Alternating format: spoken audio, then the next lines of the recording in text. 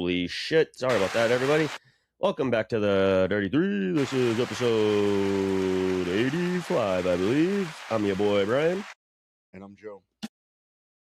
I'm sorry our third guy can't make it tonight. He quit drinking. Fucking quitter. He can't be on this show and quit drinking. Can't happen. This is an AA. No, he got fired. This is AAA. Assholes, alcoholically, abusive. He quit drinking for today. Tomorrow he'll be back drinking. Yeah, was he saying it in shit-faced as he's saying it? He's the only guy who can tell you he quit drinking while he's drinking. Oh, he was hammered. Knuckle deep in a bottle of who knows what. I don't know. I've never really gave it much thought. What? Quitting drinking. I mean, it crosses my mind occasionally. I mean, I've quit every other fucking vice. I gotta have some. I mean, she bet me before I couldn't go, I think it was a month without drinking, and I did that. I did that like, I think a year and a half ago. And as soon as that month was up, I was like, month's up, bitch. I'm fucking, give me a beer. Yeah, your fucking tolerance is down in the fucking toilet, and you have to rebuild that. I mean, honestly, not really. If anything, it like reset me in a way that I was, I mean, I think I could always kind of throw them back. But, I mean, it didn't really, maybe like the first day or so. And I think my first drink back, I think I was drinking gin and tonics. I didn't even drink beer, so I didn't have like that, I 12 beers or 13 or whatever, and then, fuck, I'm fucking pissing in a fucking... It happens. I mean, to everybody that's quit drinking, congratulations. I mean, we're not against it. It's just not for us.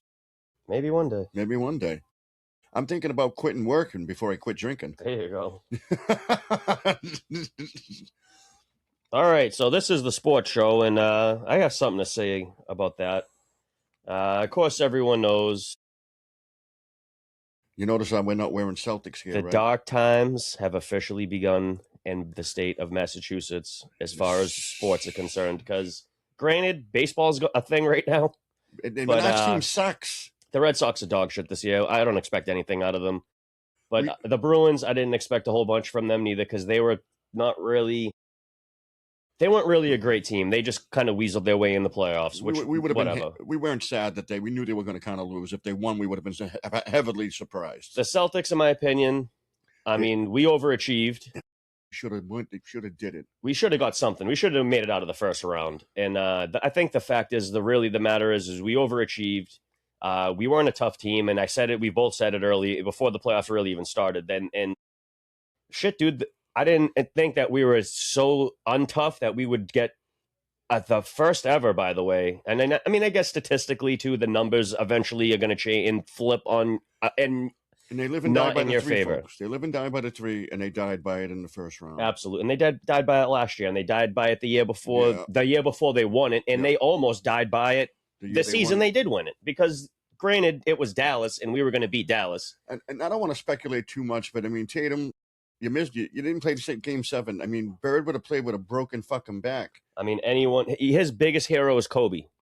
Kobe would have had to literally have been shot in the head for him not to be playing in that game. You know what I'm saying? I've watched guys play with a broken leg. Even if he was out there just mainly as a decoy, maybe he didn't feel like he could play defense at all. I mean, I'll say this, if Pritchard's a liability and Tatum's not able to cover anybody, you don't need two liabilities on defense on the court. I'm not quite sure why they sat Vucevic either. Because he's a liability on defense. He cannot cover Embiid. Can't cover him. I mean, Quinta, he could barely cover the guy, but he's fouling, and he was trying to stick with him, and the guy was just hacking him. He's fouling him. Granted, Embiid was flopping all over the fucking place like a fish. And it is what it is. I mean, guys do it. Away. Embiid is a good player when he's out there. The problem is he's not out there a lot for Philly. But for them to make the playoffs and him coming in, like, he might be the guy that only plays in the playoffs and wins it for them. I don't think that's going to happen. I'd rather see Philadelphia. No, you know what? I hope both Philadelphia and New York lose. I don't know how that's going to happen. They're playing each other. I hate them both.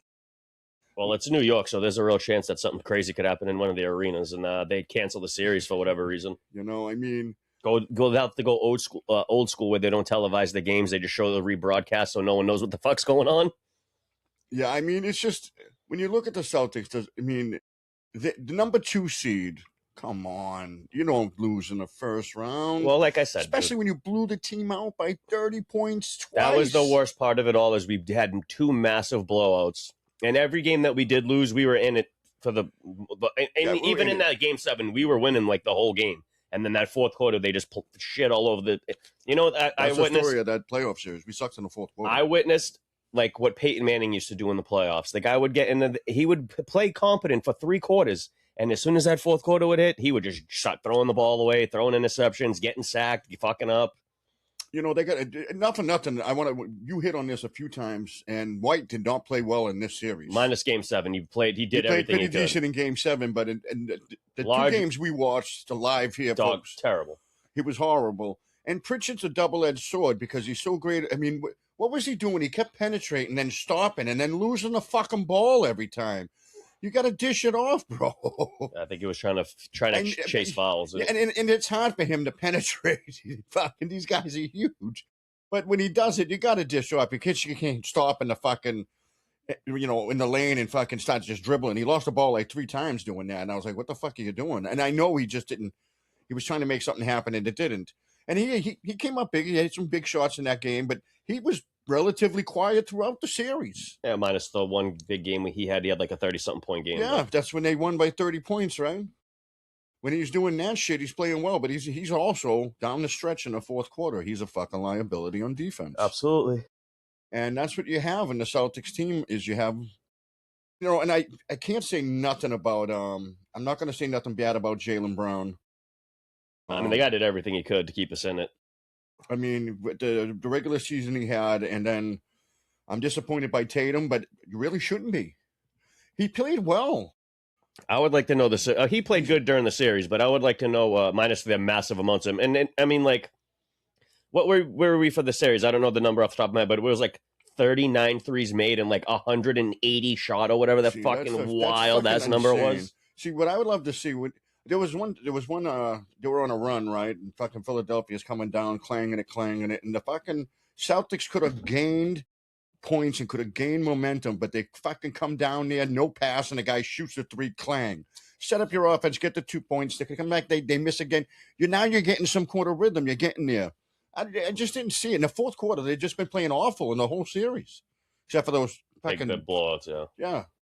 I mean, where were you in the fourth?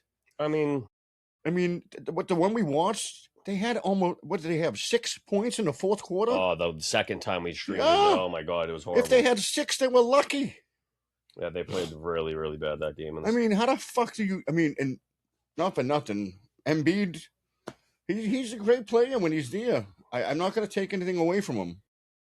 I mean, he's an ass and he's always out. But the Celtics could have went on a run. I mean, it would have been nice, but we would have had to be dealing with the Knicks. It would have really just had and it'd be nice next year if we can. I'm not trying to speculate on who we get. We got to get a center who's has balls. There's a lot of Giannis rumors floating around here. I think that kid Quinta can be the guy.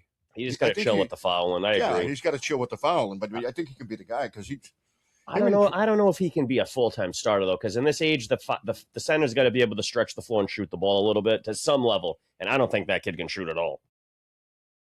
Unless he can, and I just didn't see it. You don't really see him doing any shooting at all, but that's something he can work on. And dude, if DeAndre Drummond can get out in the corner and bang a 3 ball, there's no reason why this kid can't fucking do it. There's no reason why he can't make any shot. You just got to practice him. You see all these guys that shoot well, they're shooting 10,000 balls a fucking day. Absolutely, dude. Look at Curry alone. Yeah. I mean, we should be thinking about recruiting Caitlin Clark. I mean, like I was going to say, if we can get tough in the offseason by bringing in a guy like maybe Bam, I don't know what's his contract situation is looking. I don't know if he's happy or not. I know him and Tatum have a bit of a connection. So I don't know if Tatum, I don't even know who's going to be on the team. For all I know, someone's going. And I think it might be one of the two main guys. And and they've been speculating this shit for 6-7 years now. Who's going to get traded? Which guy's going to go? Blah, blah, blah. But you can't fault Tatum for being hurt, right?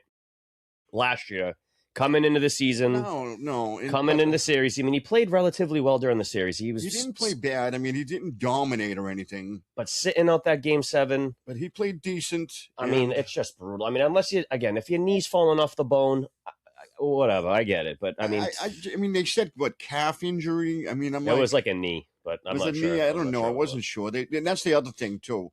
They weren't really they were very vague about the injury, which tells me it's fucking stupid. And he should have went out there. At least he should have went out there and fucking tried, and I would have respected him if he walked off and couldn't do it. You know what I didn't like? See, he should have at least suited up to play, if anything. But it would have been what was I going to say? Shit. I don't want to badmouth anybody because I don't know the significance of the injury because they didn't give it to you. Well, that's what I'm saying is they didn't see. That makes it even worse. Is it's like an undisclosed thing in a way. So it's like the guy.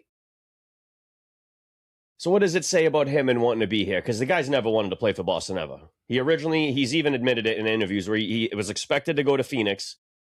Whatever, we've talked about it a couple times on here, I feel like. But the guy's biggest hero is Kobe, and I've been saying this. As soon as LeBron retires, that kid's going to be on the first bus to fucking the Lakers, man. Well, I mean, he's already done what he wanted here. I mean, he got his chip, but it wasn't because he was great. He played awful in that series. He didn't play good at all. Minus, again, the Game 6 or Game 5 where we actually won it. That was the game he tried, and because he wanted that Finals MVP. But Jaylen Brown already ran away with it because he played consistently through the 4 or 5 games. You know, when I think about it too, I mean, Tatum, I would have thought he would have had a real fire to be playing well in that playoffs because he generally doesn't play well in the playoffs, and I thought he would have had a real fire. And I think I think as a fan base, we were let down. The product that we got in the playoffs was terrible. That was a joke. You know, you're going to tell me that the Philadelphia 76ers can win 3 games straight off you? I would have laughed. If somebody said that. 3, I guess, right? I was saying the fucking Celtics could start their bench instead. But fucking Philadelphia made an ass out of me. Well, that's the problem, too, is they got that kid Walsh, who was a pretty decent and solid defender, but he's can't shoot with the shit. Abysmal on offense. And they let him shoot. I'm like, don't let that fucking kid shoot. I know, they kept letting him shoot the ball. I'm like, yo, what are you doing? And you know what it was, too? It was kind of like how we set up Oubre in the beginning of the series. They're like, go ahead and shoot, buddy, because you ain't hitting shit. Yeah. And then eventually fucking Maxi's hitting crazy shots. The rookie's hitting crazy shots. Paul George finally decided to show up a little bit in the series. Those guys got hot, and that's what's supposed to happen. But the Celtics didn't counter Embiid, that. bro. And as soon as Embiid came back, it swung the momentum their way. And I have to say fucking this. Screwed us. Our defense played like shit. We had no fucking team defense. They were getting wide open shots, wide open fucking, running lanes to the lanes, right to the hoop. They fucking Celtics looked flat on defense. No one on our team could cover Maxey neither, which was sad. Maxey's just fucking really good, and that rookie was just popping it from everywhere. And look at we're not bad mouthing the Celtics, but you just have to say what happened. You just have to be honest with yourself and with the team. I'm sure Uncle Fern's fucking going off the fucking rails. I think he was talking about firing Joe Mazzulla big time on Instagram. I've been hearing that too. I don't know if that's. I mean, this guy. He brought them. They had second-ranked team, this and that. Okay, they lost in the first round. Shit happens. Everybody wants to blame the coach, right? But the players didn't respond. No, they didn't shoot well. I know they love that fucking Mazzulla ball, that three-pointer, but you can't blame that for losing because you live and die by that. And you know that. I mean, everyone's talking about fucking, they should have drove. I mean, you have Peyton Pritchard trying to drive the ball. He's too small. He can't do it. He couldn't have it. I mean, Derek White's not known as some layup guy or a driver. The only guy we have that can penetrate in this situation is fucking Jaylen Brown, and the guy was doing everything he could do. And I'll tell you, Peyton Pritchard and Quinton they hooked up a few times with some nice alley-oops. They look good. I mean, Quinton can drive, but the thing with Quinton is he can't dribble the ball. So it's like the guy's not going to he's not going to take the ball from the three-point line into the paint in an ISO situation. He's got to get it down, get it off a pass down low or off a fast break or an alley-oop or something. And I can tell you this, too. I thought, other than the 2 games that Philadelphia really let go, those 30-point games, Philadelphia's defense was pretty good. They were in every other game. I mean, they can't say anything bad about them. I mean, I say congratulations to the Philadelphia 76ers. You beat a good Celtics team. That played bad. I think they beat a team that overachieved a lot. I don't know if they overachieved. I mean, they won 50 games with that team and then got smoked in the first round. They got smoked in the first round because I think they took fucking Philadelphia lightly. Well, in Game 7, they shouldn't have. Game 7 without Tatum, morale's down.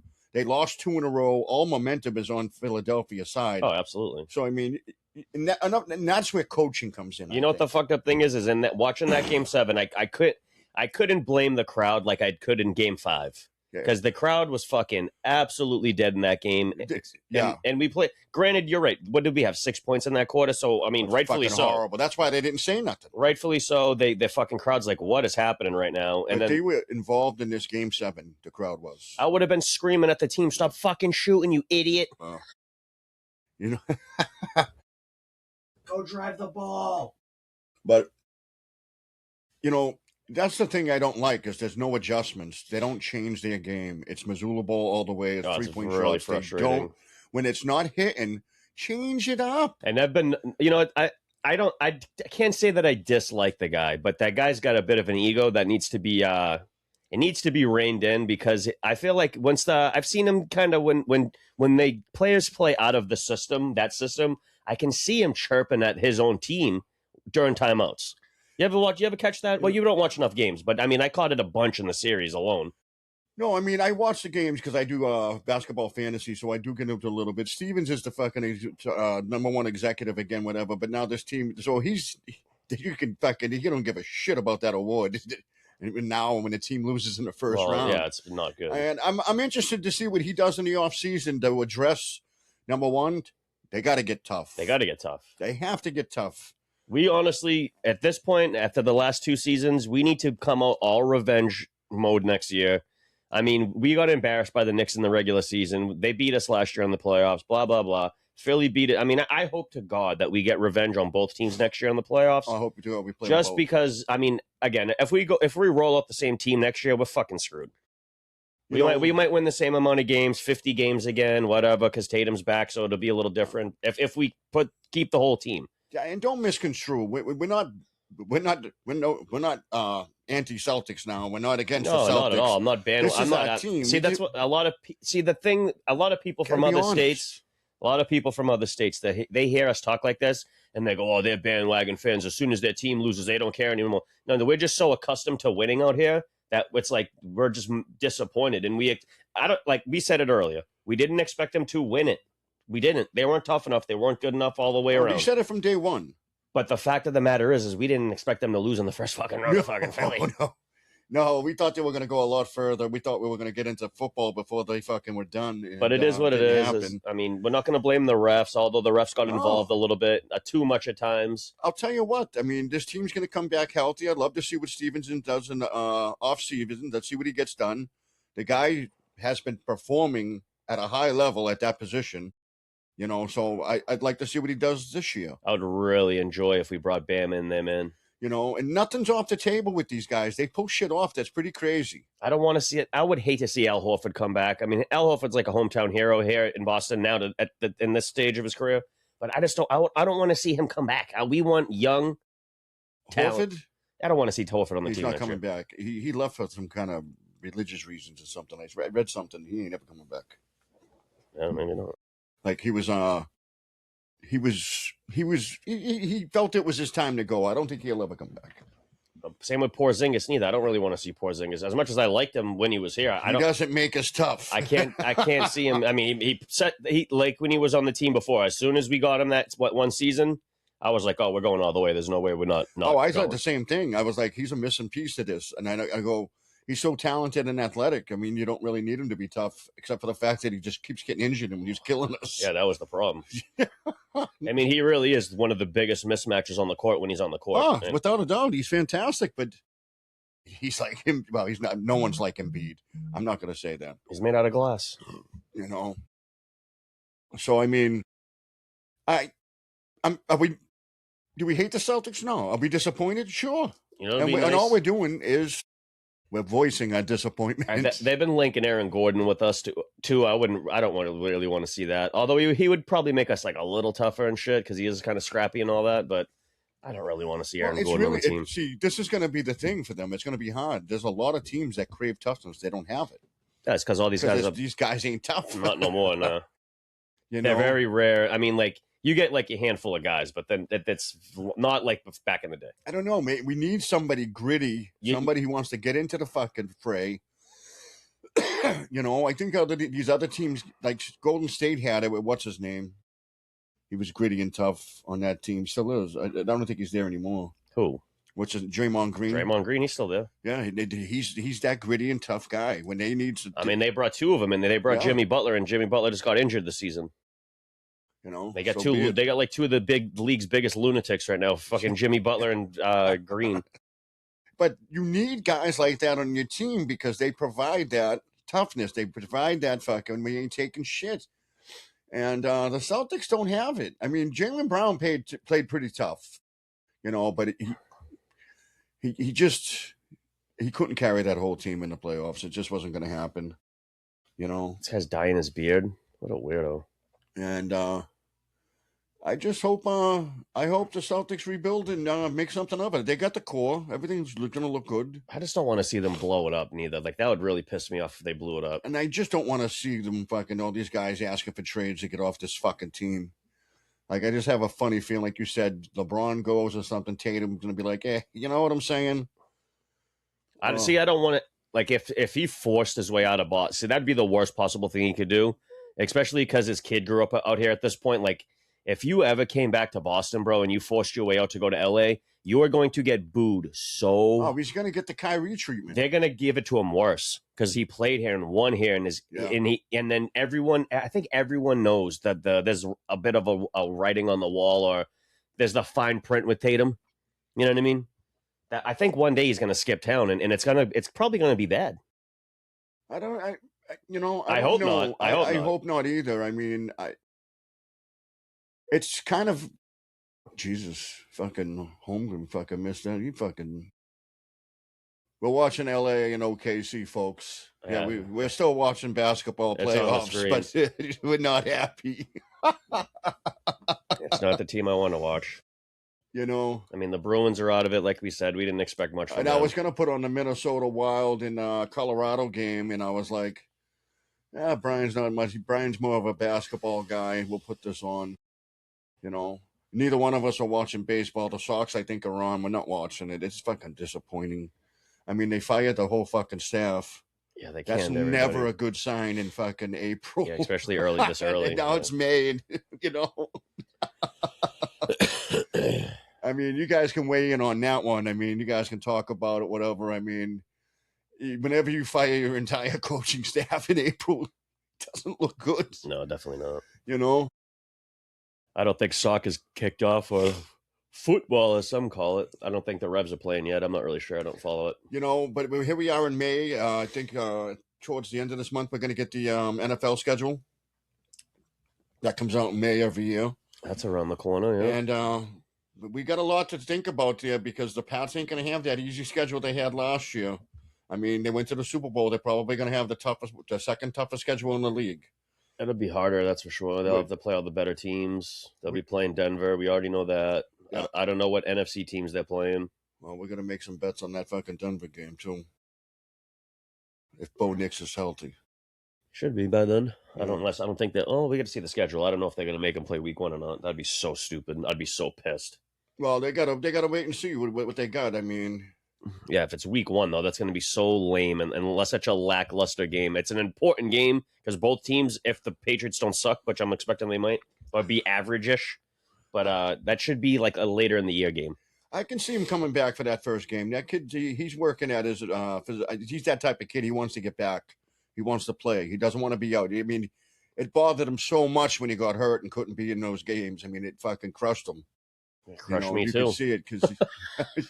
Fucking crushed me too. I wasn't crushed. I was happy, folks. Everyone was happy out there because y'all would have lost. There's no doubt in my mind. Oh, you can say what you want. It's all hearsay. It doesn't mean nothing. It's all skeptical. It's all fucking. It's nothing. It's opinion. Because I believe we would have smoked your punk asses. No. Because you guys don't play until the fourth quarter every fucking game. Where we would have won. And the Pats ain't the Celtics. See, the Broncos lost that game in the fourth quarter, and it would have went the other way because he would have never threw that ball to Gonzalez. He would have never threw that pass. That's what the game, that one specific play changed the game right there alone. And then the fact that we didn't kick it like 3 different times in that game and we had clear shot for a field goal, which drove me fucking crazy. Well, I mean, Sean Payton's just a cocky son of a bitch. No, I agree, but I mean, it works out for him for the most time. I mean, he's a very successful coach. Yeah, not well, kind of. He's only won one Super Bowl, but it's that Wow, that's he's successful in the no, lands of true, coaching. but no, you're right. But I mean, he comes from a deep coaching lineage, in a sense that he's came up with Parcells and Belichick and shit and all those guys. But And if you do the math and stuff, there's a lot of math to it that says kicking it on fourth down isn't the right thing to do. The math says go for it. So dumb. I mean, you see, the thing is, everybody wants those analytics. That's stupid. That shit, and it doesn't always apply. No, that shit's starting to ruin sports. And it started in baseball. Now it's in everything. Started with old Billy Bean. Remember that? Moneyball. Well, I've never seen it, but I know the story a little bit behind it. Yeah, I mean, and analytics plays a big part in sports now. It does in every sport. Well, of course. I mean, fuck. Look at the shoot the three ball now because analytically it's the best shot on the court. In reality, it's really not. In reality, it's especially when your guys ain't shooting well. Let them get those fucking mid-range jumpers and get in and get that rhythm. Let them get inside. There's something to be said for it. You see, in the 80s, the three-point was basically fucking new. They didn't have it in the 70s, I think. I think they put it in like the 70s. 79. They brought it in a 78, So 79. It was brand new. No one, I mean, the Celtics, Bird shot it. That guy shot it, but it wasn't the focal point. It wasn't the focal point of any team. They didn't like it. No, not really. There was every team had like a one or two guys tops that were special, like 3-point specialists. And I think Golden State fucking ruined it for everybody because they won a championship fucking shooting the three ball. Now everybody's shooting the fucking three ball. Yeah, they've seen how lethal that shit it can get. I mean, but then again, see, teams got to look at it. They had the most fucking lethal fucking 3-point shooters in the league. Yeah, especially they had Durant. It wasn't even literally. It was not fair. With Durant, Curry, Klay Thompson, just banging threes. Jesus Christ! They had Iguodala, I think, was on that team, and Iguodala could shoot threes a little bit. It was so even fucking Draymond Green was shooting threes. Yeah, the one he had like 4 or 5 threes in one game. I was like, yo, what the fuck? And I'm like, and that team was fucking it was no one could beat them. You know what it reminded me of is that remember that game that Michael Jordan was hitting a shitload of threes on like Portland and then just threw his hands up. He's like, I don't know. I don't know. And it was never really his forte. No, he wasn't a big 3-point shooter. I think I would have to check it, but I don't think his career high for threes is more than 5 or 6, and whatever it was in that game where he's like, but it was something he worked on in the NBA, and he got better as his career went on. In the beginning of his career, he wasn't shooting any threes. Same with Scotty, man. Scotty couldn't shoot the ball at all when he first came in the league. That's the thing. You come in with raw talent, and then you got to work on your weaknesses. That's what guys do. And guys not named Giannis. Yeah. You still can't shoot. I mean, he got a little better at shooting the ball. Yeah, he did. But like back in the day, guys would like leave him wide open at the 3. They're like, this fucking clown ain't hitting the goddamn thing. And now they have to like kind of be like, all right. Well, like it's a list full of guys like Shaq, right? What did you do to him? You foul him. You sent him to the foul line because he's going fucking 1 to 2, 0 for 2 all day. Yeah, he was never a good shooter. Yeah. It's the same thing when you go ahead, foul him. You ain't making that shot. Well, he might get the penalty for taking forever too because he takes so long to shoot the ball. I fucking hate that, and they should give him a penalty. Speed the fucking game up. They do sometimes. The crowd will call him out on it. And the crowd will start counting down from like the 10 or the 8 seconds, and then they'll go, and everyone in the crowd's like, "Yo, what the fuck?" Because is it me? The modern day game of basketball is like 3-4 hours now. Back in the day, it was like fucking 1.5 or 2. They got through it real quick. 2 24-minute halves. So, I mean, in reality, it's 48 minutes, plus the ads, plus the halftime. So, I mean, they stretch it out for as long as they can because of ad revenue. And I want to put something out there for all of you Celtics fans that are blaming the refs for their loss. Stop it. And stop it now. The refs didn't lose that game for the Celtics. All they do, I'm not going to say there wasn't bad calls, but when you're in a position to lose, it ain't the refs that made you lose. It's your fucking team. You guys put yourself in that position. Yeah, you should have never been there. So 100% for all you fucking fair weather fans, whatever the fuck you are, blaming the fucking refs because you need an excuse, it ain't the refs' fault the Celtics lost. No way. I mean, you can yell at the refs for a bad call. I do it too, but they're not the reason they lose. They did make some pretty bogus calls, but it didn't cost us the game in a way. No, and they made some bad calls on Philadelphia too. In one game, they wouldn't call a fucking thing on Philadelphia though. We can make that point, but that ain't the reason they lost. I mean, yeah, it wasn't the referee's fault, but we scored 6 points in one quarter, whatever the hell it was, a 7 or whatever the fuck it was. Thank you. Single digits at best. Because I have this argument in work all the time, and they say, "What the refs cost them? The refs don't cost you the game." Yes, occasionally, but it's not very common. If you're in the position where the refs one call made you lose that game, it's because you didn't play well. Or you weren't even in the position to win the game in the first place. Exactly. Unless they fuck you on the very last play or call or something. The only team I'm going to give an exception to is fucking. It was the New Orleans Saints, and I forget who they were playing. Oh, the Vikings. But the non-pass interference call was the Rams. It was the Rams. It was the Rams. Yeah. That was the worst call. Or no call. No call, yeah. No call that I've ever seen in my life. That was pretty bad. And it cost the Saints the game. Yeah. And that's the only time that I could honestly say that a ref cost a team a game. Well, there was that one too, and there was one with the Vikings, and I forget who it was, but Stephon Diggs got laid out before he could catch the ball. And then they just never called it. And I think it was the Saints that nailed him, or it was the Rams again. It was one of those two teams. But it happened to the Vikings. It happened to Diggs because Diggs was just sitting there like, what?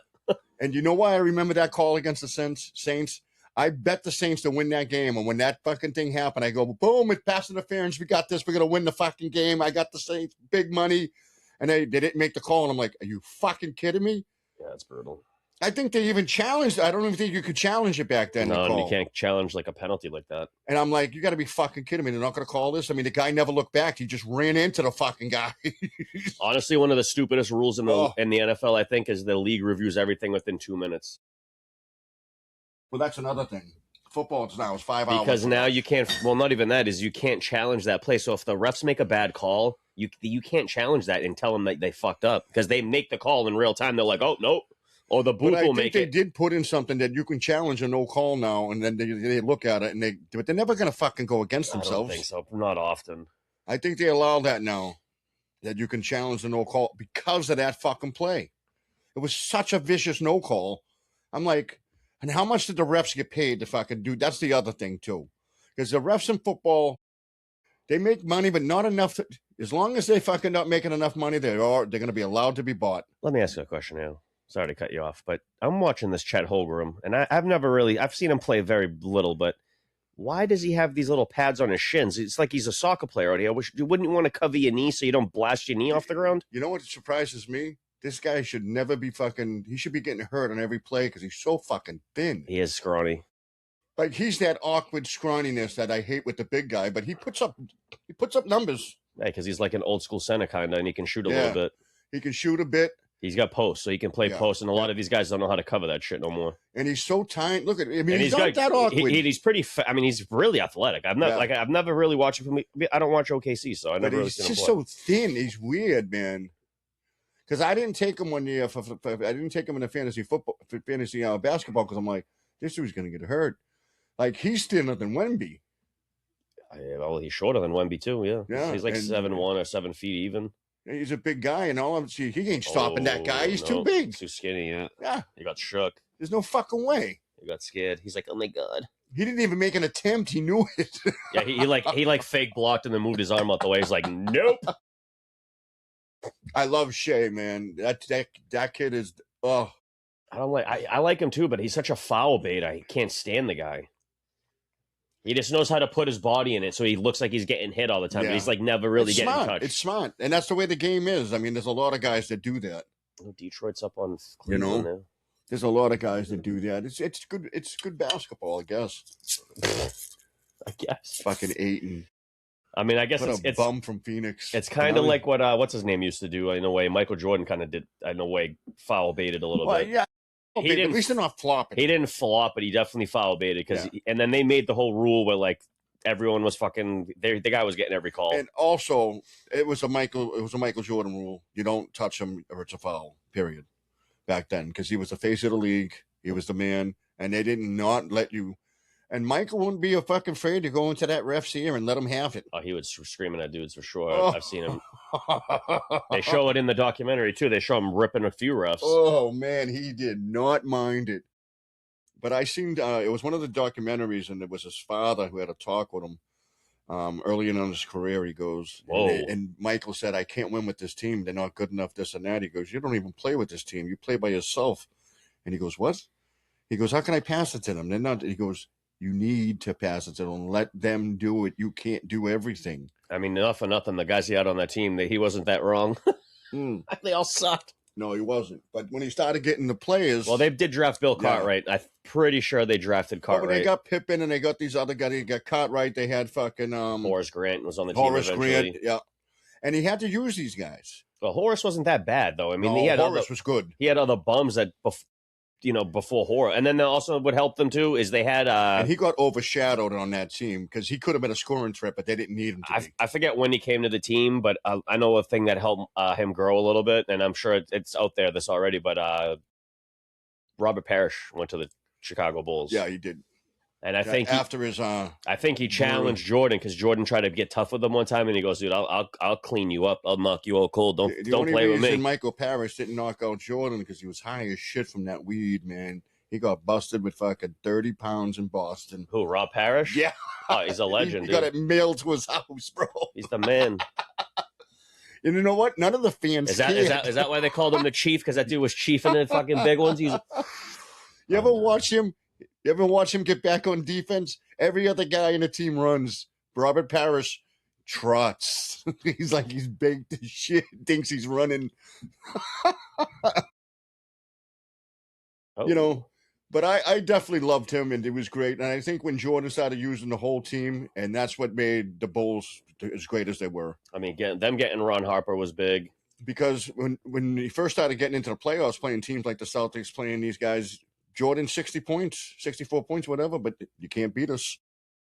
Yeah, that was a crazy game. Yeah, you can't beat us. Larry Bird had like a triple-double in that game, too. No one talks about that shit. I just keep looking at Larry highlights, and I'm just, him and Magic, I'm just fucking so impressed. And I was glad to be able to watch those games. Luka being out, this is tough. He should be back soon, though, right? Luka's tough. That's really tough. Because he's a beast. He probably scores a 30 a team's point. Well, he's 33 points a game this season alone, almost 34. Yeah. 33.8, I think it said. It's fucking crazy. Yeah, he's nasty, man. This is his team soon. LeBron's got to be thinking of retirement after this year. And he's going to take. I don't think so. And LA's going to say, take your kid with you. I think he's waiting for his other son to come in the league, bro. I'm telling you. He's not leaving until his other son's in the league. Yeah, because he has to be the one to get his other son in the league because he's probably just as bad as Bronny. His other son's way better, dude. Brycey, whatever the fuck his name is. And his name is stupid, too. The kid with the fucking... Fuck that kid. The kid with the glasses? The goggles. He wears goggles when he plays. Oh, he fucking thinks he's Kareem. Maybe. Or Kurt Rambis. He's the black Rambis. He's the black Rambis. He's Blambus. Instead of the black Mamba, he's the black Rambis. He's the black Rambis. That's what Bronny is right now. Bronny's like fucking... Bronny's the black red kite. He's like fucking... I can't even... I don't even want to insult somebody that bad. He's like that guy Wademan that used to come off the bench for the Celtics and come in for Larry and shit, and the guy would play like a minute and a half a game. Greg Kitey's also the guy that fucking shot a fucking air ball for a free throw. I mean, it happens. It happens. It happens to everybody. That's happened. No, not to everybody, but it's happened to a lot of players. I'm sure it's happened to almost everybody. If you shoot enough free throws, you're going to fucking airball one. Yeah, because it comes off the hand wrong or whatever. I mean... Or maybe you're mad about the call, or maybe it's like your 14th free throw in the game in general, and you're like fucking, at this point, maybe you're up big or something, you're like, why am I even out here? Yeah, I tell people all the time, and they're like, oh, emotions have no fucking, they shouldn't be in any part of your game. And that's the trick. They try to keep your emotions in check. Well, that's that little white dude who used to play for the Lakers. What's his name? Now he plays for the OKC, and he got a championship last year. Caruso, yeah. Yeah, that little white. He's fucking lot of heart.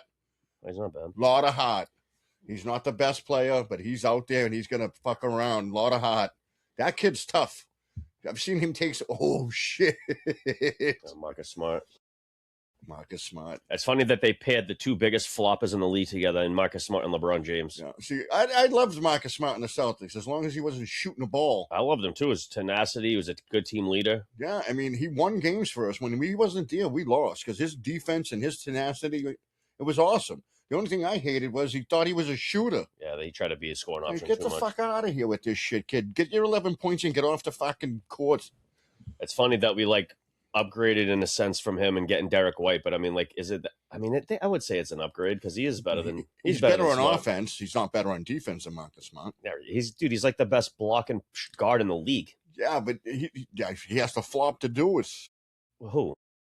I mean, White's good, but Marcus Smart, when he wasn't in the game, we lost, and we had a great team. Bro, Derek White is like second in blocks in the league. But he's like top 5 over centers, dude. Marcus Smart was never even like 2.5 steal a game guy. No. Like, you know what made Marcus Smart cool? Is he would dive on loose balls. Yeah, he would fucking flop around and look like a psycho and shit. And he made it look interesting because he was so animated out there. He was a good defensive player. But he's not better than fucking Derek White, dude. No way. Derek White. Even, and I want to say Marcus Smart one year won Defensive Player of the Year, which was a total fucking goof job. If they are even on defense, I don't care what Derek White owns them on offense. I don't care what the analytic, and I would love to see what the head-to-head is, because what's the head-to-head look like too in that? Because in my opinion, Marcus Smart could probably clamp D White, probably, right? But D White is definitely clamping Marcus Smart. I'll tell you, I didn't like the D White I seen this year. No, absolutely horrible in the playoffs. Game 7 he showed up, but games 1 through 6 not good. No, not good one bit. Not at all. And it was like sad to watch. And then I think they're going to can it out. You were calling it out. Like, where is this kid, man? Where's this fucking shit? I mean, because he can facilitate, he can shoot, he can do it all. It's the same guy that broke the Celtics all-time 3-point records for a goddamn in a season. Granted, it happened with 2 different players last year, but he's one of the. He can shoot threes. There's no fucking reason why he should have been missing. I don't know. Let's say he went 7 for 40. Let me ask you a question. Does he get that? If he's not on such a 3-friendly team? No. I think no other team's going to let him shoot that many fucking threes. Honestly, I think it's within his game, like to be a shooter. But originally, Greg Popovich doesn't play that type of basketball. No. Greg Popovich drafted the guy. No, so the Celtics were a fit for him immediately. I think that's why he traded him here, because he did him a favor. Because they said that Popovich was whatever. I've read it somewhere, I think. He said that he really respected D. White and he didn't want to fuck him over in any way, dumping him off to a bad team. I'm wondering if D. White asked to go to the Celtics.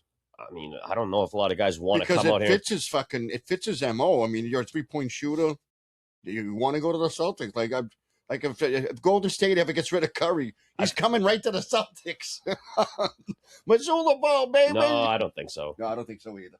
But it would be fun to watch, but I don't think he would come here. But there's not that many teams that are that fucking. I mean, Celtics are really 3-point driven. Who were we just talking about? Derek White. I think Derek White's from Colorado, so I could see him going out to Denver or something like that, where he's from. I think he's from. I don't know if the Celtics are going to be as nice as Pop to him and send him to a nice. I mean, place. It would be cool, but I mean, they're gonna take what they can get at the highest value. So you probably, I mean, for all we know, he might be playing for fucking the Wizards next year. In my opinion, I don't think Derek White should be on the chopping block, be traded. I think he's a great addition to this team. I think he's great. I think you drop Vucevic, which I thought was LA, but he's gone. He's getting canned. I mean, you sat him for Game 7. You're not going to take him next year. He's gone. And I don't think you're going to get nothing from him. We're just going to lose him. No, I think you trade him out because I don't know what his contract is. I don't know what it looks like. I don't know what it is either. I don't think the Celtics aren't dumb enough to get a guy as a rental like that. We wouldn't have did that. At the end of the year, we had the kid Anthony Simmons as a rental. Missoula benching him in Game 7. I mean, I understand a little bit. You need to get Quinter a break, and he can do that. And offensively, he can get a start on you. He might be a defensive liability against Embiid. Embiid plays much bigger. But on offense, the guy's really good. Yeah, and I think he would have made a difference. He would have also kept Embiid out of the paint, which would have been beneficial for us. So I think that was a mistake, first off. And I think somebody should have whispered in Tatum's ear, get tough. Yeah, no shit. And like I said, Stevens, he does a great job with this team. Stevens. I fucking know. Brad Stevens. I always call him Stevenson for some reason. That's all right. But Brad Stevens, I think he's very good at his job, and I think he's going to have a great offseason. I think the Celtics going to be back there tomorrow. Yeah, they'll be back tomorrow. They'll be back tomorrow. They'll be back next year, and they'll be back with the hunger. Now, I swear to God, if fucking Jaylen Brown can get Tatum to play like he played, to get the way Jaylen Brown played last year, we're going to have a double-headed monster that's going to be unstoppable. I mean, quite frankly, if Jason Tatum comes back healthy, which he should be 150% healthy coming into the season, no doubt, and doubt. he's not like within the top 3 of the MVP ranking. I mean, granted, I can't say that because we don't have a team where we need that guy to put up 40 points a game, whatever. But he needs to play like, I mean, his life's on the line. Because in reality, again, I don't know, but I feel like a lot of Boston Celtics fans, there's been a love-hate relationship for Jason Tatum and Jaylen Brown. I feel like Jaylen Brown's they've liked Jaylen Brown more. I think you're right, and I feel like Tatum always had that soft thing and this and that. Not really. His rookie year, he came out fucking tough as shit. Right after that shit, but after that first contract, when he got that second contract. Came out soft. Came out like a limp dick. In fact, I think they made a song about it. It was called Limp Bizkit. There was a whole thing about him not being tough and soft and blah, blah, blah, blah. But when he won, all that shit went away. So now that he wasn't the reason he won. Right, but he was still a big focal point of that season, in that series. I mean, he played good, but he didn't play like a superstar should be playing. Regular season, he played like a superstar. I got him there, but in the playoffs, he didn't play well. I mean, he played good against Milwaukee, but other than that, he didn't really play great. And you expect your superstars, you expect your star players to bring it to another level in the playoffs. Jordan, who was a fucking season MVP every year, found a way in the playoffs to fucking make himself better. Dude was defensive player of the year, led the league in scoring. Yeah. I mean, like, yeah. And how do you fucking make it better? But he did. All I'm saying is, if we don't blow it up, as far as those two guys are concerned. And this dude Jaylen Brown doesn't play like his fucking Jason Tatum, doesn't play like his ass is on the line. Which it might be. It might be. Well, I mean, listen. And Missoula got a coach like his ass on the line. He's always going to get on a roster. He's always going to be in the league, right? But his legacy, granted, he did get the ring, which sets him apart from Carmelo Anthony, any one of these other guys that doesn't have a ring at his position, which is, I consider him a shooting forward, not a power forward, although he does play the 4 all the time. But in this NBA, he plays the 4. And the old school NBA, I mean, even the mid 2000s, the guy plays the 3, and I think that's his natural position. But if Tatum doesn't feel in love in Boston, there's every team out there would want him. But that's my thing, is now his legacy is affected by this. But sometimes your legacy can start. I mean, he can build the legacy. He didn't get the Finals MVP, which I mean was huge. Must have been a huge blow for him because I mean, did Scottie Pippen ever beat Jordan out for Finals MVP? No. Well, the knock on him is he's great in the regular season. He's bad in the playoffs. I mean, there's a lot of guys like that not in sports. A lot of guys like that. Get that phone off. It's fucking vibrating like crazy. We can make Josh Allen in football. Well, fuck, dude. Look at Carmelo Anthony. He's one of those guys that get to the playoffs and lose every fucking time. Allen Iverson, notorious. I mean, he got to the finals once, but because of him.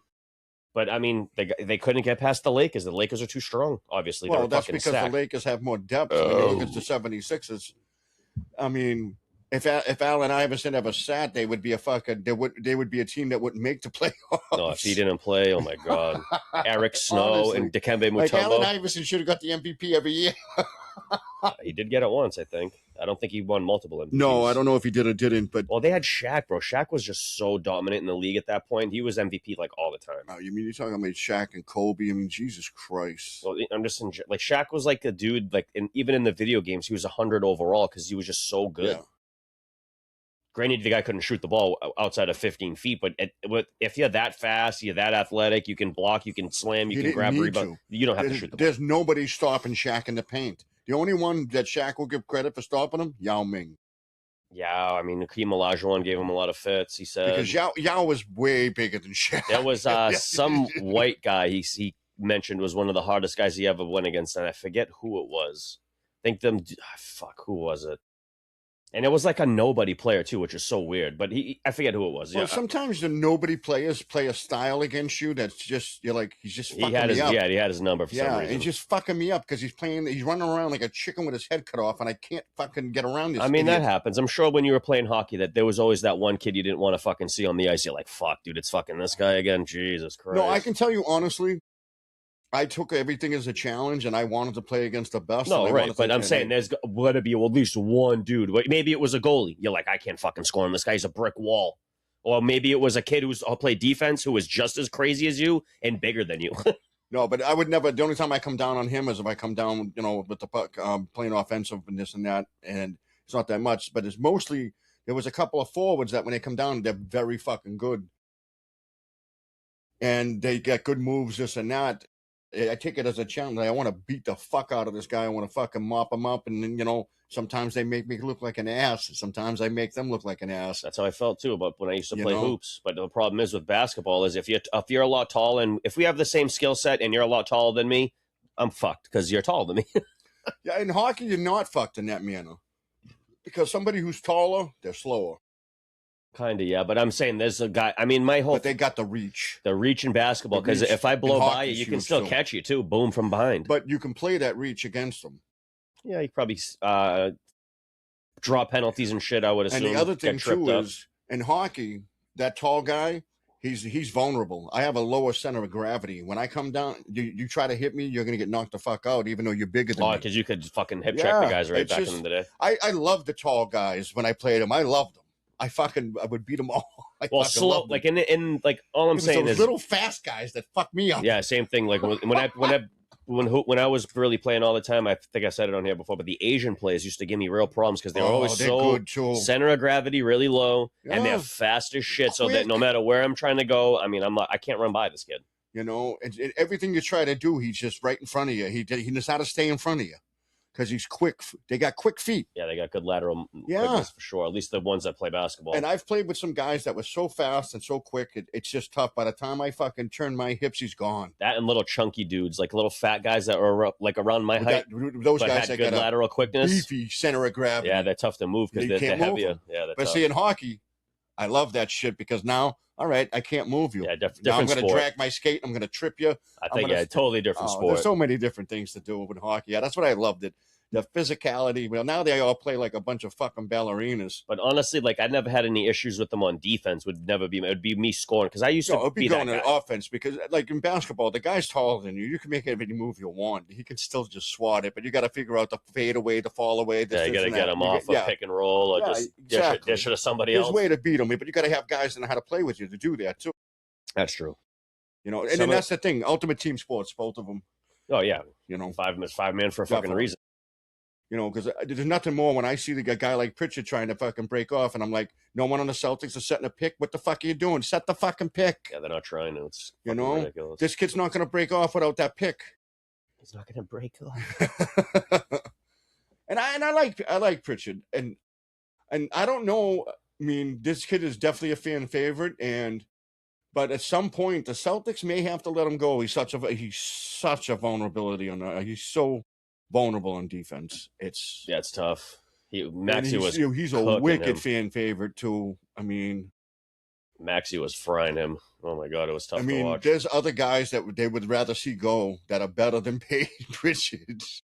I think that's why Derek White might be that guy that's out the door because I mean he's on for big money. I mean, that's the thing. Money's going to get him out the door. I don't know his contract situation. I think he got like a decent deal from us. Like he got like 120, whatever it was. Yeah, but how many years did he get it recently? How many years was it an extension? Yeah, probably. I'm not sure. I think he got it like this year or last year. So he might be tied up. But then again, you never know. See, I think basketball. 4 years, signed a 4-year, $125.9 million veteran extension with the Celtics in 2024. So he's got 2 years on it. He's on the team till. I mean, he could be out the door. Yeah, he could be. See, and the thing about basketball, too, you don't build through the draft unless you got a top pick. I mean, we built through the draft. It's tough. It takes years to build through the draft because you don't get late-round picks that fucking come out of nowhere. Now we don't, but what got us all those picks is when we traded KG and Pierce away. Yeah. That's what brought in Jaylen Brown, Marcus Smart, fucking Tatum. We had a shitload of picks. Yeah, we traded fucking... The Brooklyn Nets gave up literally their whole entire future for fucking KG and Pierce. Yeah, Brooklyn gave away the future of their team. Everything. They've still to this day have not been able to recover from that But trade. the thing is, if you're not getting those top first round picks, you're not getting the talent. Even in when basketball, it's so weird. even when they forced that big three, I don't know if it was some favor for Jay-Z or something, because I think Jay-Z's like co-owners of the Nets or whatever. But I don't know if there was like a favor there where because that they haven't put out a product at all. Like how many 7th round stars you see in basketball? You see them in football. Well, there's not a 7th round in the NBA, you fool. You know, his name is fucking That's Tom Brady. There's not that many 6th rounds round. in the NBA draft anymore. Back in the day, they used to be. They actually did a thing, right? There They used were to be like talking 5. about. I saw this thing on. I think it was on Facebook, and these guys were talking. The number of Hall of Famers from which round, right? First round. And now to get it in perspective, there's only like 300 and something Hall of Famers, period, from all the rounds, but 22 of them came from fucking not being drafted. 22 Hall of Famers. Rod Smith's probably one of them. If you look at the 4th, 5th, and 6th round, it didn't match. They didn't match up to that 22nd. Really? 22. But the 7th round had like 12, so it would have did it. But then the 4th and 5th and 6th, they didn't add up to 22. I feel like that's where you get all your kickers and shit at is the 7th round. So anyone that's in the Hall of Fame must have been like Janikowski. Well, Janikowski was a first round pick. That's the thing that people don't realize. It's like those ones, it's like even the not drafted guys. I'm like, wow, 22 people that didn't get drafted made the Hall of Fame. Holy. And the guy goes, so what if you had a choice to be drafted 7th round or not be drafted and walk on? He goes, I'd rather walk on. I got a better shot at the Hall.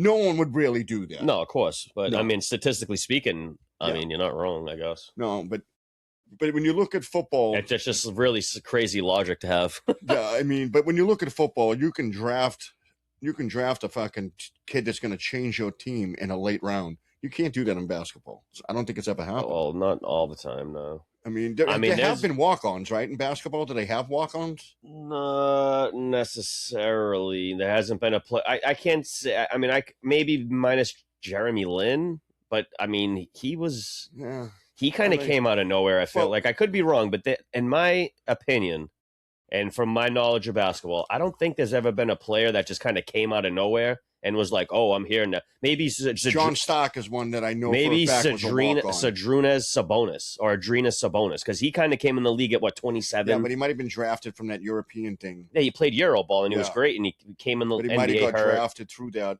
But John Stock's for the Knicks. I mean, didn't get drafted. Jokic is like the only guy that he got drafted in the 2nd round that I can think of that is Hall of Fame, obviously Hall of Famer at this point. You know, yeah, like John Stock. Like I said, I didn't know it at the time, but he was a fucking walk-on. I think he was a walk-on to the Knicks, and he had a successful career with the Knicks. I think he got drafted.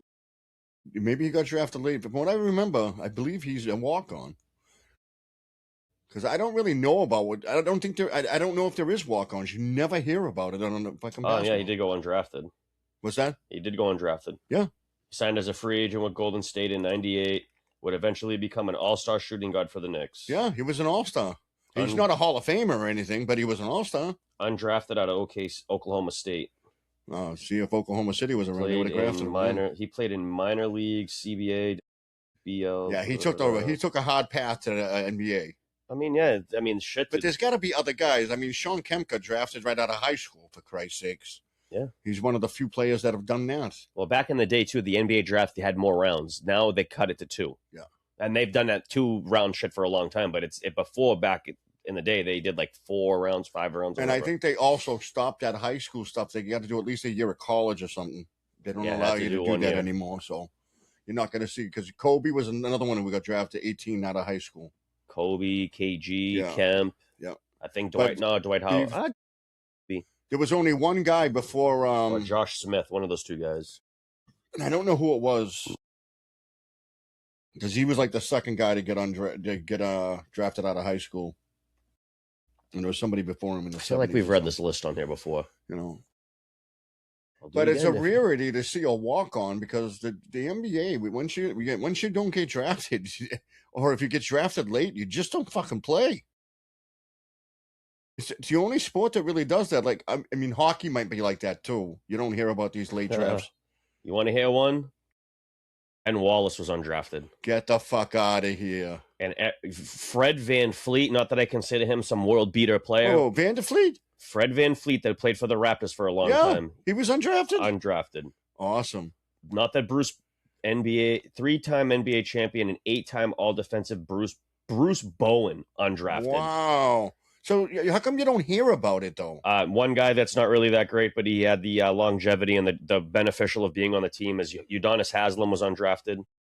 Okay. And this guy was actually pretty legit. Not really legit, but he had a sub-decent career. You'd want him around. Brad Miller was undrafted. Wow. If you remember that guy, tall white guy, shoot the three ball. He was like a tall, lanky white kind of that was shooting the three before like any one of these dudes is really doing that. He was the white Reggie Miller. Alex Caruso undrafted. Austin Reeves was undrafted. Austin Reeves for LA? JJ Barea was undrafted. How did he go on? You said they only do the 2 rounds now. Darrell Armstrong was undrafted. Yeah. As Reed, who's went undrafted, he's pretty decent in the league. He's a big man, can shoot the three.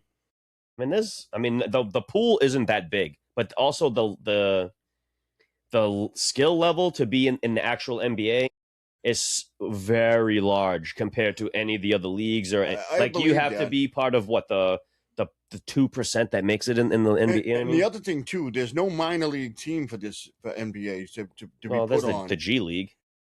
What is it? The G League. Yeah, but it's not really like when you look at baseball, you look at hockey, they have several minor league hockey's got multiple minor league teams. No, it's one league, but unless you go to European, there's no other American basketball leagues minus the NBA. You got to go to Canada, fucking China. It's the same thing with football. They don't have a minor league. It's Canadian football or European. Well, they got that shitty brand of football. But baseball has baseball probably has the largest minor league system of any sport. That XFL is actually over, right? They're not bringing them back. They don't do it anymore. See, in baseball back in the day when you got drafted, you spent 6 years on the minors before you came up. Wade Boggs, who was a great fucking Boston Red Sox, he spent fucking 4 or 5 years on the minors. Dahlbeck, I think he spent 8 by the time he got up. You know, that you used to have to pay your dues in the minors. Ooh, nice. And they still kind of do in baseball. They still do. There's a lot that take that route, definitely. There's not a lot of guys, unless you're drafted like within the 10th overall pick, you're not really... You're not hitting the field at 18. You're not getting out there right away. No way.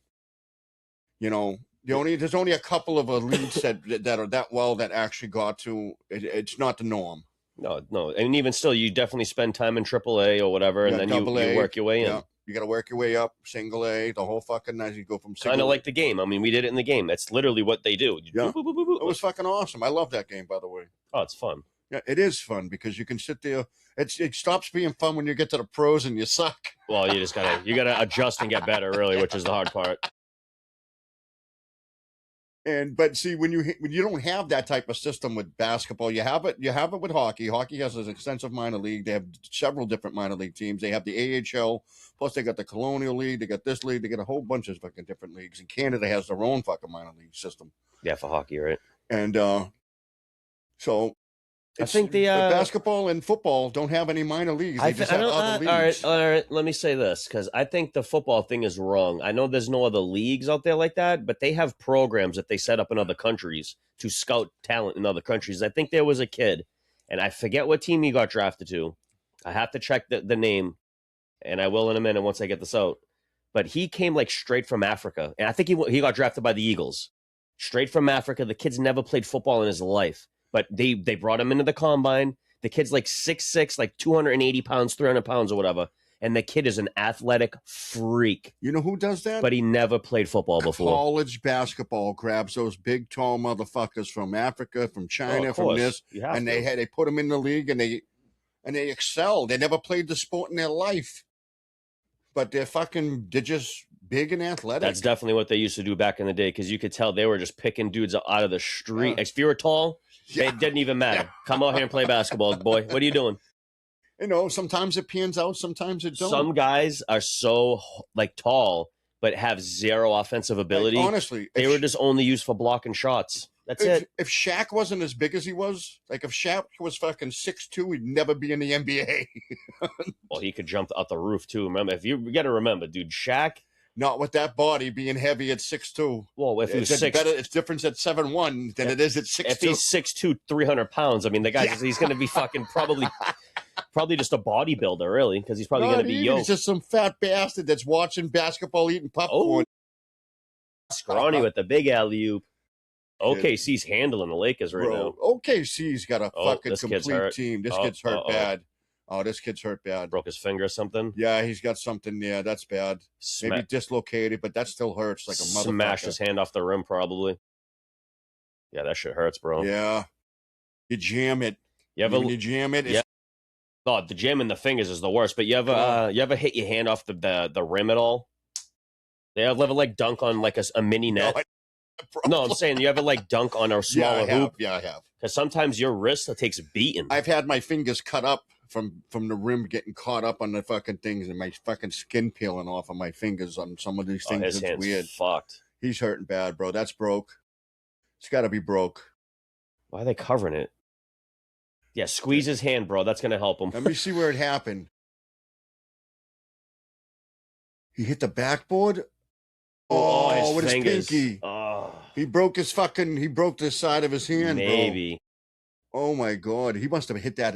It's extremely hard. And that has a padding on it. It does. He must have caught it on the side of it or something. I don't know. I hope he's all right, folks. Maybe he just doesn't want to deal with the ass whooping the Lakers are about to get this game. I think this was the first sports show where we stayed consistent talking about sports. No, not in the beginning. We didn't.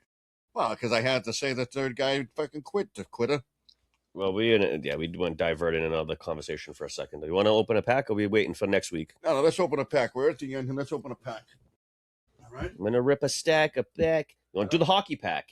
Oh, we haven't done the hockey. We haven't been sitting on that thing forever. All right, let's do it. Now that the hockey season's over, I mean, fuck, bro. Well, for us, yeah.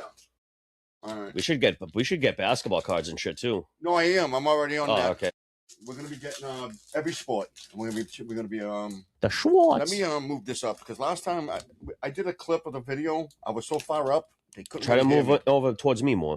So I'm gonna move this up. Try not to be. Oh my God. There we go. Come on, Crosby. What do you do? Boom, boom, Yeah, boom. How do you use this thing? I was trying to at least be fucking nice. Here we go. We're back here. All right, folks. I just ripped it open. You know what? We didn't even talk about. We'll talk about it on the next show, really. But we'll talk about it on the next show. Never mind. Oh wait. After we rip this, we're going to talk about the. I was going to say what today's date is, but I don't want to mention today's date, so please don't say it. I'm not gonna. We're going to talk about that on the next show. But we want to give a shout out to the first woman trainer. Oh, the Kentucky Derby! Congratulations to that lady. Let me find her name. We want to definitely call that out because that's a historic Derby. As I try to open this pack, so I wrote Kentucky Derby. Dirty Kentucky Derby. It is dirty. You ever been in a horse's stall? I have actually shoveled a guy out that owned like 7 horses, and the lady quit on him, and he had no one to clean the stable. So it was me and a buddy that worked at a shack that you rent adult movies in. O-Pee-Chee hockey, folks. I don't know if you've seen the fucking thing. Let me put it up here. So the horse. O-Pee-Chee. So Golden Temple won the 152nd Kentucky Derby on May 2nd, 2026.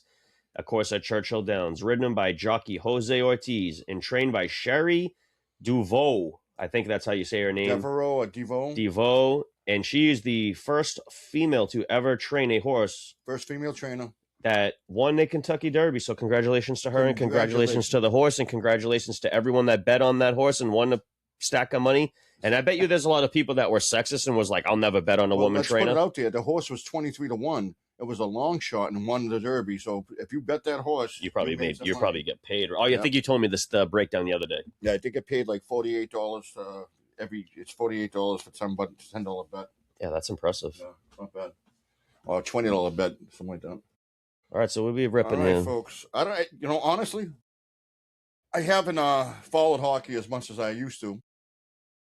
We don't talk about it as much, so we're gonna put on the other glasses here and we're gonna rip through these fucking cards. We find a hair in there. That was a fucking massive fuzz. That was a long ass hair. You're lucky I caught that before you.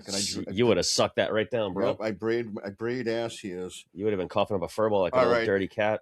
This is wow, you can't even see this fucking writing. Okay, we're gonna start off with that looks to me like Tampa Bay Lightning, and it's Emil Lilleberg. Oh, you can see that card right there, Brian. Take that. We don't know if it's any good or not. We'll go through them later and we'll figure it out. It is. Oh my god, I'm never gonna get this fucking right. Yes. Oh my god. Okay, so There here we we go. Capitals, Washington Capitals. Jacob Chicharron. Chicharron. Jacob Chicharron. Run, Jacob, run. All right, we're going on again. Here we go. The Lightning. Brandon Hagel. I think that's Chicharon. Yeah, either way it works. Chicharon. Captain Hagel's brother. Here he is. Brandon Hagel. Tampa Bay Lightning, folks. Here we go. Uh-oh. He's got his buddy, Tampa Bay. We could build a starting little five here. We got the Florida Panthers. Nico Mikola. Oh, he's a champion, right? He's a Russian bastard, I think. He's a Russian. He sounds like a Ruski. Oh, the Calgary Flames, folk. Igor Sharagovich. That guy was Nico Mikola. Oh, my God. No, you didn't get that right. I got close, though. Or Aaron.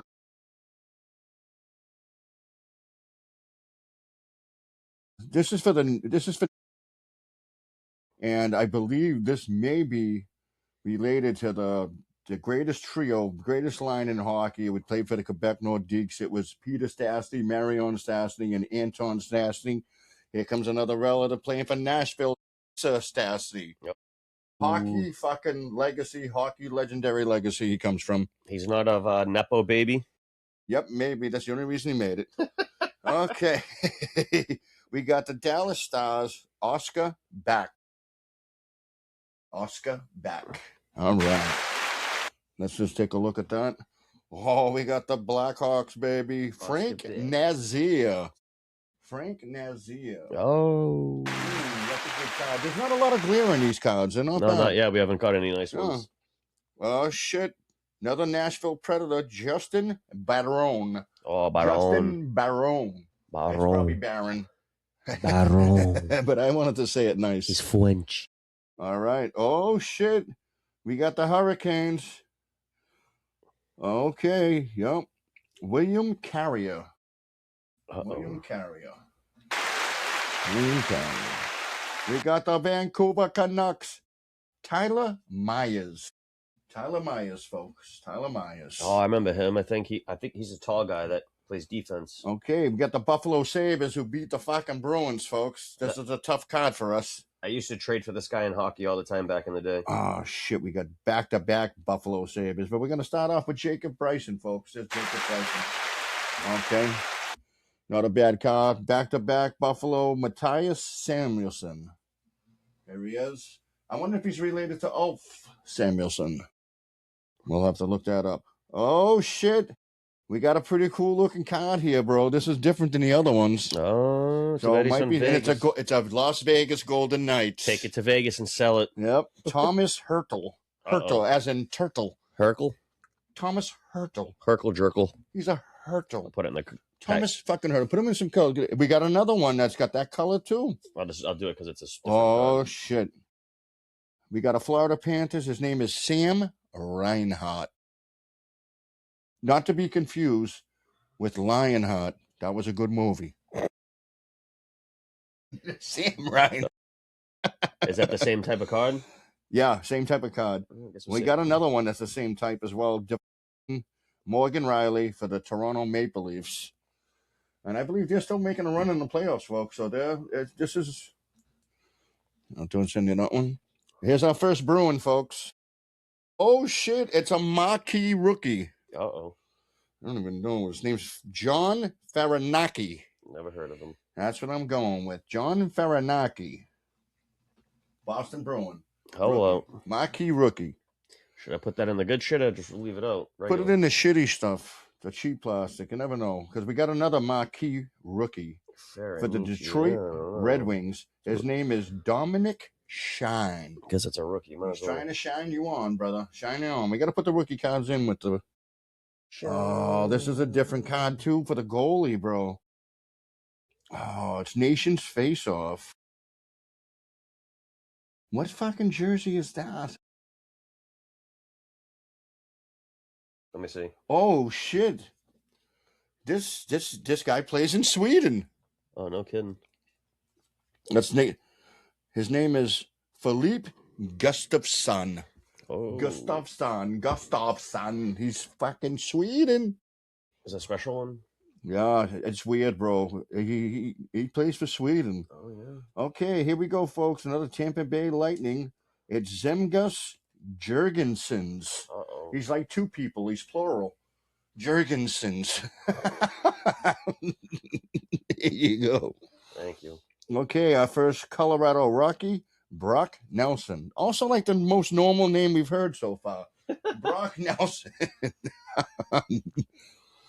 Oh, here's the Edmonton Oilers, baby. Ryan Nugent Hopkins. He must be from a trailer. He's got I that remember him. thing. Yep. Here He's you go. right. Oh, shit, folks. Here we go. Who the fuck? Is that the Seattle Kraken?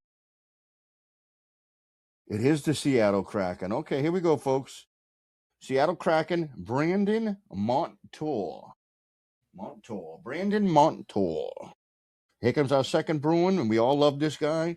Good defenseman for the Bruins, Charlie McAvoy, baby. Charlie Smackaboy. Charlie Sterone McAvoy. All right. This guy's name, man, not bad. Got Another Buffalo save. Is this Isaac Rosen? Like Rosenthal. Or Rosenberg. Rosen. Okay, here we go. We got the fucking LA Kings, folks. Oh, shit. Trevor Moore. This guy sucks. There you go. Trevor Moore, folks. Trevor Moore. And then this is the checklist. And I think this is the card right here. Another Jesus Christ, they love Tampa Bay Lightning in this fucking pack. Okay, folks, that was a checklist. And here we go with Braden Point. Like Braden gets right to the point. Braden, right to the point. Braden Point. There's the new winner for most normal name. Well, folks, that was the first time we ripped a hockey pack. Pretty lackluster. Yeah, I mean, we don't know what we got until afterward because it's tough to tell nowadays, you know. You can't even pronounce the fucking names. Everybody's got names that are weird. I mean, I wonder what the market is for fucking hockey shit anyway. Well, hockey used to have a pretty decent market. The rookie cards sell for good, like a Gretzky rookie card obviously sells for, it's ridiculous. But if you have the Topps rookie card, it doesn't sell for as much as the O-Pee-Chee. And we just opened an O-Pee-Chee pack. That's the pack you want to get, folks. If you're buying hockey cards, you want to get O-Pee-Chee. You heard it here first. You son of a bitch. We still got some football cards we're going to be ripping. We're going to get some baseball and basketball. We're going to do all of that. We're going to be ripping. We're just ripping. And in fact, we might even get Mark Rippin, quarterback, Washington Redskins. Or Cal Ripken. Rip Jr. Or Rip Hamilton. Or Rip Torn, folks. He was good in the movies. Uh-oh, yeah, he's in Men in Black. That's like the only movie I can remember him in. Folks, we had a great time with you tonight. I mean, we did we did get a little serious and ripping the Celtics a little bit, but we're big fans, and we can't sit there and say they played great when they didn't. I mean, I'm not thrilled with what happened, obviously. Who would be? But at the end of the day, like I said, we weren't a tough team. We were never going to get that far in the beginning. I just didn't, again, I hate to say it a million times, but I didn't expect to lose in the way we did. It was horrible. Not in the first round. But, not being a number 2 seed. The beautiful thing is we usually rebound and get better when shit like this happens. So, I mean, I'm excited to see what happens next year. And I say this, and it would be fucked up if both guys get traded. I'm just going to say this. Total reboot. For all you suckers out there, we can't win every year. We have to let you guys win once in a while. I mean, in the end of the day, too, because I also wanted to say this, because the dark times are upon us in Boston now. It's over for sports until football rolls back around. We don't even have a WNBA team. So the worst thing is, and mainly for you, although you're not the biggest Celtics guy, you appreciate the home team. You're not into basketball anymore, really. But for Boston sports, this last 3 months has been brutal. Well, take a look at what's happened. Our coaches are in fucking turmoil. Not even that, right? But the Super Bowl was in February, right? That's 3 months ago, 2 months ago, really. And in a 2 to 3 month span, everyone in Boston has had their heart, minus me because I don't care about the Patriots. But I did with the Bruins a little, and I definitely did with the Celtics. But ripped out and stomped on because we lost Super Bowl, lost the fucking playoffs, hockey, lost the fucking basketball, excuse me. And the baseball team, you might as well just throw in the trash can this year because I don't see them. If they get into the playoffs, they toast. If they fucking, unless they can pull off some immaculate trade, but I don't see it happening. But the thing is, baseball has such a long season. When you fire your whole staff in April, you still have a shot to make it. I mean, I guess they could kind of rebound, but I don't think the talent is there really. Well, I mean, sometimes the talent isn't playing for certain guys. Sometimes they are. That's true, I guess. They're not getting the most out of these dudes. A change of scenery, different coaching. Maybe it helps sometimes. Core's going to go back to Houston and win another World Series. It's the kind of history of it when you fire a coach mid-season, but in the season. Early. It's not good. Very early. Yeah, I mean, they didn't even give Core. I mean, he had a short leash, I guess. Well, I mean, he was already on a thin rope, I feel like, because, I mean, the product hasn't been good for a few years, and he's been here for without a doubt. And I think this is a baseball team that has been good over the years and sometimes bad. Good. They're just so weird year to year. Cora was a part of it. He got him a championship already, and I think they wanted to give him another chance. They brought him back after all that. He had his own off-the-field shit that was going on, right? Yeah, they caught him for cheating from Houston and all that crap. Because we got rid of him and brought him back, I believe. Yeah, because and originally when he was here, I think he won us a championship, if I'm correct. He did win us a championship, yeah. And then we went like right to sucking, like right away, like bad. And then he had some off-the-field stuff that got in the way of everything, and then we brought him back, and then this year it was just terrible.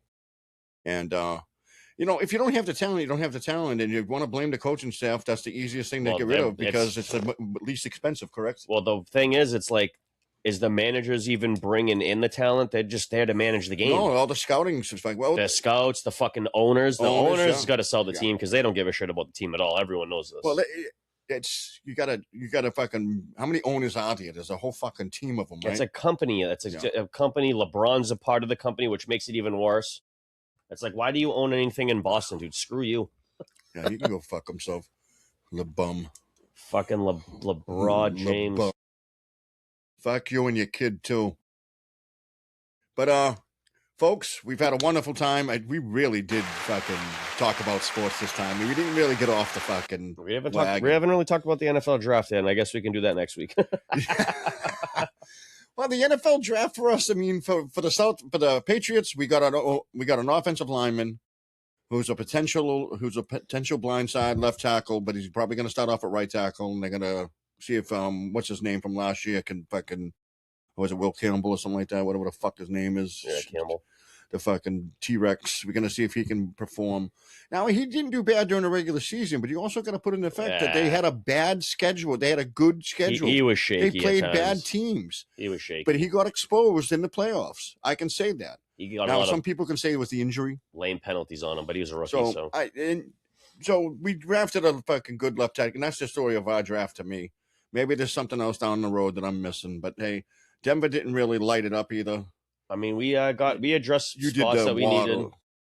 We traded the first round pick for Waddle, so we had nothing there. We had no second rounder for whatever reason, and we drafted some D tackle at the third pick, and I think 4 or 5. I want to say the fourth. We got some running back there. I was going to say that you got a running back too. He looked pretty solid, and the only problem is he's bunched in with Dobbins, who the Dobbins' fate with this team is on the fly because he's Harvey. That's the only thing is it's like I think this new kid and Harvey could be a great 1-2 punch because I think this kid's like 6'1", 6'2", 220. I think Dobbins and Harvey's a smaller guy. I think Dobbins is a fantastic running back, but he can't stay healthy. Can't stay healthy. If he had proved to stay healthy with you guys all year, they would have never drafted another running back. Well, the problem is that guy's never been healthy in his career. Never been healthy since Ravens? Ever. I don't even think he was healthy for the Ravens. No, it wasn't when his first year with the Ravens. He was out for the season. And he broke his. And I think he was out the second season. He's hurt himself like 1,000 times. But he came back in his third season, played well enough to get picked up by.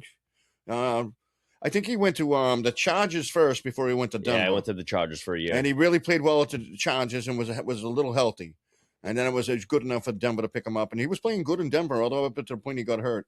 Because I thought that kid Harvey was going to be in there earlier because of Dobbins getting hurt early. Yeah, me too. And it didn't happen. Well, it was probably for the better because Harvey's a smaller guy, so I don't think he's a real workhorse. No, but I think Harvey represents a good thing. He's a good pass catcher. He can run. He can do both, and it's tough. You can't stop that. It's tough to stop him. And he had like 14 all-purpose touchdowns. I want to say he had double digits. I know that he was fantastic. At the end of the season, he really, from the middle of the season to the end, he fucking came on. Well, he was awesome, bro. I had him on my team. I drafted 5 fucking rookie running backs last year, and I had at least 4 of them, 3 of them that played excellently. He's one of them. Yes. Like he played better than Henderson down the fucking stretch. Although Henderson had a couple of big games. Yeah, he had a couple because I think he's a little faster, so he had a couple of those nice breakout runs. But they both play the same way. They're small and they can catch the ball. You know, so they're elusive on the run, and if you fake the run and they go out to pass, they're tough to stop. Travion, once he gets out in the field and he's running, you ain't stopping him. All right, so he had 7 touchdowns rushing. Not bad for a rookie, bro. And I can't get his fucking receiving. Especially splitting reps. Oh, he had 5 touchdowns receiving. So, I mean, he didn't blow away the yardage. He had 146 carries, 140 yards, 3.7 average, which is like, all right. Which ain't bad. I mean, 7 that's not touchdowns, bad. Though. It's all about scoring. Yep. He had 47 catches for 356 yards, which is pretty good. Yeah. 7.6 average, 5 touchdowns. And you got to remember, for the first half of the season, Dobbins was getting all the reps. And he was getting all the reps in the beginning. But also, one thing I hate to see happen is he lost a fumble his rookie year. One fumble, but he lost it, and it's there. That. It's there. You know, the Patriots, you get benched for that shit. Well, I mean, there was a dude that played for, I forget the guy's name, but it wasn't, I think it was Ben Jarvis Green Ellis, or one of those guys. But he fumbled and they traded him. He never fumbled the ball with the Patriots or whatever. And then as soon as his first game with, like, I think it was the Bengals with Ben Jarvis Green, he fumbled the ball like the first game. I was like, oh, that's the craziest shit. We've had some guys, right, that literally were great ball players that were running like one of the guys ran like 200 yards in the game. He fumbled the ball. They got rid of him the next day. I forget his name. Jonas Gray. Is that who it was? Yeah, and it's because he was. He ran like 200 yards. It's because it wasn't even that. He was late to practice.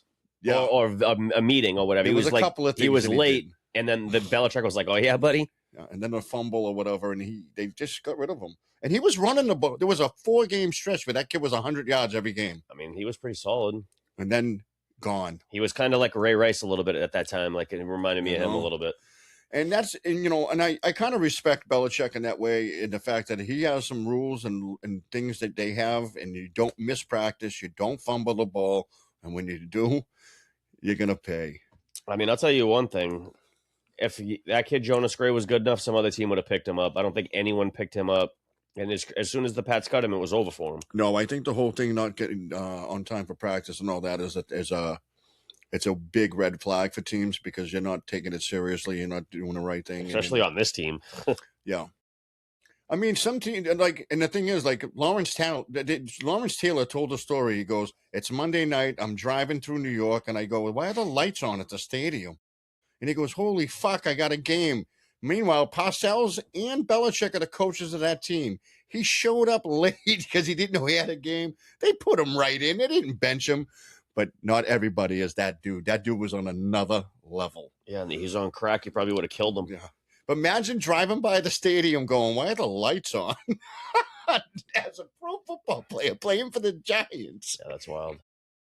Like, how high do you got to be to not know you got a Monday night game? You got to pull up like everything's all nonchalant. Like, yeah, traffic was crazy.